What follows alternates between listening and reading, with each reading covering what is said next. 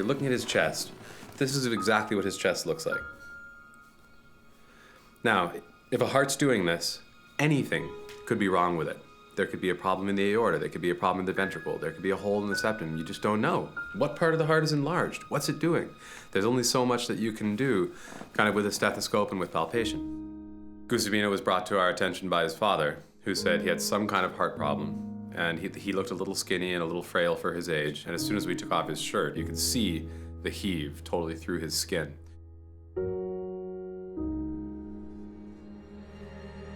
The remote mountain community of La Sabana, which is several hours above Pueblo Nuevo on the mainland, the challenge became, how do you get this kid from way up in the mountains to a pediatric cardiologist and potentially to a pediatric cardiac surgeon to kind of correct this problem? We've arrived in Pueblo Nuevo, the jumping off point for our mobile clinic to La Sabana in the mountains. And it's actually been really dry for 3 or 4 days. This actually might be one of the easier passages up the mountain that we've had. Let's see.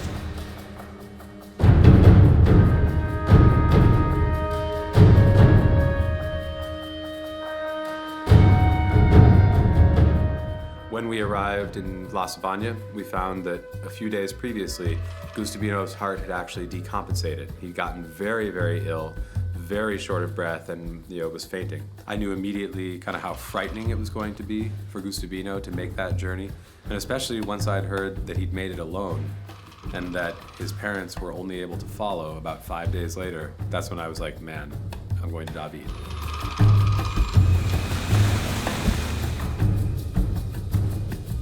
We're here at the Women's and Children's Hospital in David. Gustivino has been here 7 days. Apparently what they're really trying to do is just stabilize him.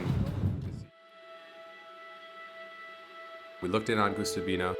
He's profoundly anemic. This may be nutritional. This may also be due to the fact that he also has tuberculosis. And he has some kind of restrictive defect giving him his shortness of breath. And we're going to be coordinating with Dr. Rakina to essentially do his 6 months of tuberculosis medical treatment. Because we're essentially committing to 24 weeks, to 24 turnaround trips up that mountain.